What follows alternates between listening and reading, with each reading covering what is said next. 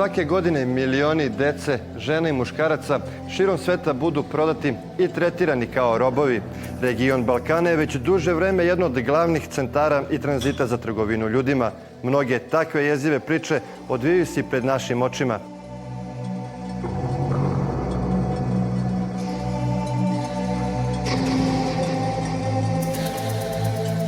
Iznenadna smrt Krstena Stankovića, za njegovu ženu Olgu i njihovo dvoje dece, trogodišnjeg Srbu i petogodišnjeg Novicu, bila je kraja jednog mirnog života i početak pakla. Da bi preživela siromaštvo u koje je zapala, tročlana porodica prelazi da živi u pogranično makedonsko selo German, na imanje kod izvesnog gazde Milorada.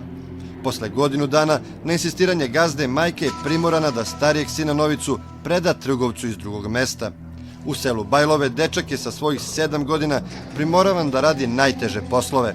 Spavao je u pomoćnoj prostoriji i dobio samo 2 oskudna obroka dnevno. Novica, koji danas ima 29 godina, i dalje se seća strahota koje je preživljavao. Nekad me maltretirali, nisam dete malo ni razumijao nešto, te pao me što je oćalo, to je rabotil. Zatvorimo jedno malo dajče i ošamara iz udara. Za to vreme njegova majka i mlađi brat predati su drugom gazdi u selo Ruđince, gde su takođe obavljali seoske poslove i služili gazdi. Posle 2 godine ponovo su morali da promene gazdu. Srpska policija danas ima podatke da se zapravo radilo o njihovoj prodaji. Prikupljali smo određena obaveštenja preko svojih prijateljskih veza na teritoriji Makedonije i došli do saznanja. Sa samo 8 godina Srba je svaki dan išao po brudima i čuvao domaće životinje, dok je majka služila u domaćinstvu bez ikakve nadoknade. Nijednog trenutka nismo imali slobodu kretanja. Kad to kažem kako, u najvećem broju slučajeva su spavali u nekim pomoćnim objektima, ambarima, nekim napuštenim kućama, čak i u podrumima. Nisu imali nikakvo grejanje, spavali su na nekim primitivnim krevetima ili onim vojničkim krevetima od metala. Ovo je izmučeno lice sada 27-godišnjeg Srbe. Lekari tvrde da je ropstvo u kojem se nalazio na njega ostavilo velike posljedice. Tamo gde sam bio u German, često sam hranu dobivao, ne mi je branjeno ništa, nego ne je vodeno red. Ukrela me je kiša, jako sam nosio i nekoliko košulju, potkošulju, to je ništa drugo. Nisam imao nalaz za kršu, ni čedar, ni ništa. I danas ovaj mladić zadrhti samo na pomen imena Stojadin. Čovek koji je bio kućni prijatelj njegovog gazde, svakodnevno ga je mučio i maltretirao. On mi mene tepao me zašto nisam bio dužan i kriv, napije se, vljoko se svakoga, on me na svaki odgovor me cuo. Obično drog, tanko je kako prs. Sakao je da me navede u bunaru, ja sam molio sam se, vikao sam. Me je vratilo i u kuću me je odveo, u kuću me tetirao, tepao me. Iako često prebijen, njegove gazde nisu obraćale pažnju na njegove povrede. Ko me je vodio? Ni na doktore sam vodile. Ja sam nosil sam se uvek kapu na glavu, sam se nosil sa trem. Stao ono, namejuri mi se na glavu, poduo mi se nagore, ne možu kapu da nosim ništa. Sve istrpeje, nego što da pravim. Znači ne trebaš li na doktora? Ne, nikako doktora. Nego gazda kad je došao od rabote, oni se terali, vike zašto ne si ga odvela? Nema koji stoko vika da varka i zato ne sam vodili red i to je tako. 1994. od posljedica zlostavljanja majka dvojice dečaka umire. Za sve to vreme Novica i Srba su bili razdvojeni. Kada je stari brat saznao da mu je majka umrla i da je Srba u teškom zdravstvenom stanju, traži pomoć od jedne žene iz sela u kojem je služio. Oni odlaze kod Srbinog gazde gde ga otkupljuju. Ona je rekla, momak mi mene treba, ja će ga čuvam dobro, ono i posle toga ništa ti nije, nigdje ti ga je čuvala, niti ga je interesirala. Gde je on spavao po nevenku? On je spavao u staru kuću gore. To je bilo ladno zimske, znači voda može zamrzne sve. On otide, celan je bil na studaju, na mrazovi, sve što se od toga tiče. Nimo je nadavala što hoće, onda jede da pije, ja sam kude gazu mojega. Međutim, iako su se ponadali da je kraj njihovim mukama, oni ponovo bivaju odvojeni i nastavljaju život u neljudskim uslovima. Imalo je pacoli, znači što je sve, padalo je od žito, od svašta, bilo je glopno. Nekad i moglo da proteče taj zgrada, znači, da procuri, da se to otkrije, da voda. Nekad i u njega dole gde sam ja spavao, voda je bilo ispod noge moje, mogao sam da plasim noge. Živjeli su bez isprava, nisu smeli između sebe da komuniciraju, što je vrlo bitno, nisu smeli čak često da komuniciraju ni sa drugim građanima kako se ne bi žalili i oni, eventualno neko od njih može prijavio slučaj makedonskoj policiji. Iako se pred njihovim očima događala životna drama braće Stanković, meštani sela Oblovca tvrde da nikada ništa čudno nisu primetili. Mi smo ih izvali i čuvali su stoku, djeca, kako su, što su bile pogodnice, uopće ne mi je jasno bilo. Uglavnom bili su svi djeca, to je možda gospodin imao. Kako su oni se tamo pogađali, što su rovotali, uopšte ne znam što i kako je bilo sa njim. Uglavnom puno vreme su bile tu, kako što i ne znam. Novica tvrdi da su komšije ipak bile upoznate sa njihovom sudbinom. Ništa. Samo sam rekli, snovajte se kako znajete, živjete, begate od toga i od toga ne pričate što se je pričalo, što se je desilo u život. Da se ne napravi gluposti vika po selu, od njima, od gazde. Ono o čemu su mogli samo da sanjaju, braće su sada počela da planiraju. Bekstvo kao jedini spas od užasa koji su decenijama proživljavali. Pošto im prema njihovim tvrdnjama nije bilo omogućeno da se viđaju i komuniciraju, Novica i Srba počinju tajno da se dogovaraju. Ja sam naterao sam da izbegamo kako znajem. I to smo sve... Pa to je maj mesec. Gazda mi bilo je tako je subota, ali više ne znam, nedeljali. Ja da odile udarao ovce, vakcinirao se ovce. I na mene mi gazda vika jutri preko dan da se kopa lojze. A znaje samo bolen sam, nesposoban, ne gi gaj za to. I ovo, tu ja se dogovorim s bratom i najveću, vikam kako znajem, vikam da iskočio da izbegam.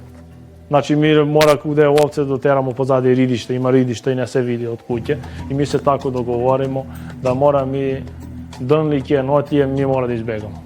Posle 10 godina provedenih u ovom selu Oblovce, braća Stanković jedne večeri odlučuju da pobegnu ka Srbiji.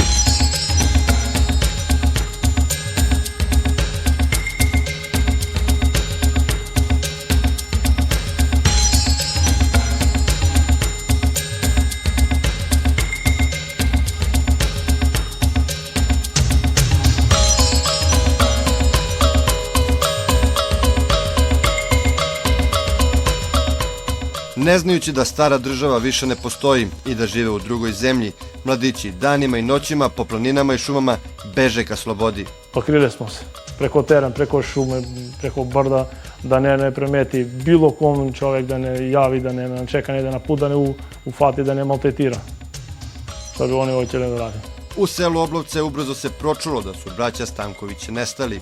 Pa čumo samo da kad je nemalo preko noći izbjegale.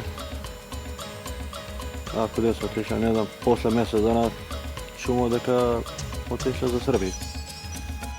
Gazde su počele da tragaju za odbeglim mladićima, kojima je u šumi polako ponestajalo hrane koju su poneli sa sobom, pa su počeli da se hrane šumskim plodovima. Spavali su u štalama i napuštenim kućama. Posle 10 dana, iscrpljeni i gladni, nailaze na patrolu graničara srpske vojske.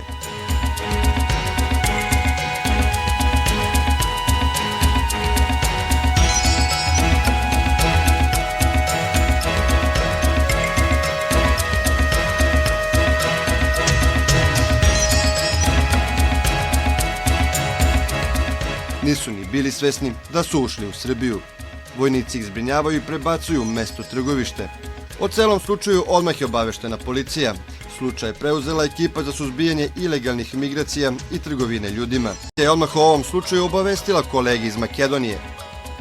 Imajući obzir da smo od makedonskih organa u ranijem periodu zatražili prikupljanje određenih obaveštenja u vezi sa ovim slučajem, dobili smo naravno izvešće nakon jednog dužeg perioda u kome makedonski organi, naravno ne možemo da citiramo, ali nismo prepoznali njihovu spremnost da se ovaj slučaj procesira na njihovoj teritoriji, tako da smo nakon toga, naravno, ono što sam već napomenuo, izvršili još jedne konsultacije sa tužilaštvom u Vranju, gde su nam dali potpunu saglasnost u namjeri da slučaj zaokružimo i zatvorimo ovu priču kako bi se izvršioci krivičnog dela trgovine ljudima nad braćom Stanković lišili slobode i priveli pravdi. Mi smo pretpostavili da su došli do saznanja da će ti ljudi koji su ih držali kao robove, jer oni su stvarno bili robovi, u najcrnijem smislu te reči, da dođu po njih, jer niko se ne odriče robovski radne snage.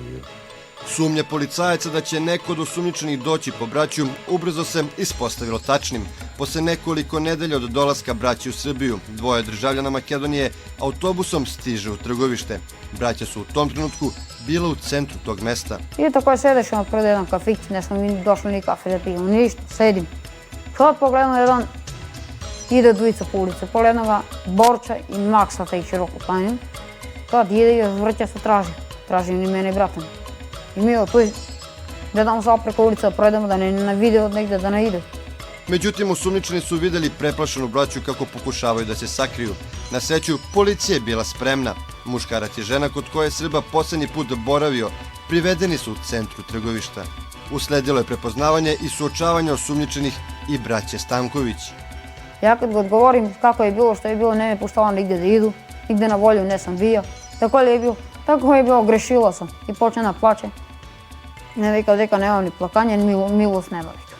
Na osnovu prikupljenih saznanja i na osnovu toga što smo sa njima, što je naš inspektor u Trgovištu saznao, mi smo napravili analizu, procenili da tu ima elemenata krivičnog dela trgovine ljudima, i tekako. I onda smo, tadašnji šef službe, koji je sad u penziji Zoran Stanković i ja, otišli na konsultaciju u okružno tužilaštvo. Predočili smo sve činjenice do kojih smo došli u toj obradi. Nažalost, stav je bio iz okružnog tužilaštva da nema elementa za podnošenje krivične prijave. Mi nismo mogli više da držimo ta lica. Učinili smo ono što smo imali, što smo mogli u okviru naših ovlašćenja i tim licima smo u upravnom postupku otkazali boravak u našoj zemlji i zabranu povratka u našu zemlju u roku 2 godine. Ja se stidim i dan danas što mi nismo, odnosno ne mi iz policije, nego mi kao državni organi, nismo uspeli da zaštitimo te mladiće, odnosno što nismo uspeli da to procesuiramo, jer bi to bilo upozorenje i za u narednim slučajevima. Posle 20 godina ropstva braća Stanković trenutno žive u privremenom smeštaju u selu Kozji Dol, nedaleko od granice sa Makedonijom. Srba i Novica smešteni su u nekadašnjoj seoskoj školi. Zgrada je stara skoro 100 godina. Zbog višedecenijske torture mladići nisu sposobni da rade neke ozbiljnije poslove, pa su im u pomoć pritekli dobrodušni ljudi kao i nevladina organizacija. S obzirom na to da prostorije u kojima se oni trenutno nalaze nisu adekvatne za život, posebno s obzirom na njihovo zdravstveno stanje, naročito Srbe, mi smo izlaskom na teren pronašli odgovarajuće prostorije i prema našim informacijama ugovor o korišćenju, privremenom korišćenju tih prostorija od strane Srbije i Novice je potpisan, ali još uvek nije, nažalost, realizovan. Nadamo se da će opštinska uprava u Trgovištu imati razumevanje i da će uskoro doći do realizacije tog ugovora. Ova organizacija pronašla i dobrotvore koji bi finansirali kupovinu jednog placa, na kojoj bi u budućnosti mogla biti napravljena jedna montažna kuća u kojoj će ova braća napokon naći mir. Nažalost, ožiljci 20-godišnjeg ropstva ostaće večni. Vraća mi se, nekad da sam otišao tamo, da ne mogu da dođem ovde da živim na svom slobodu, da sam se tamo vratio, da tam je bilo stolkara.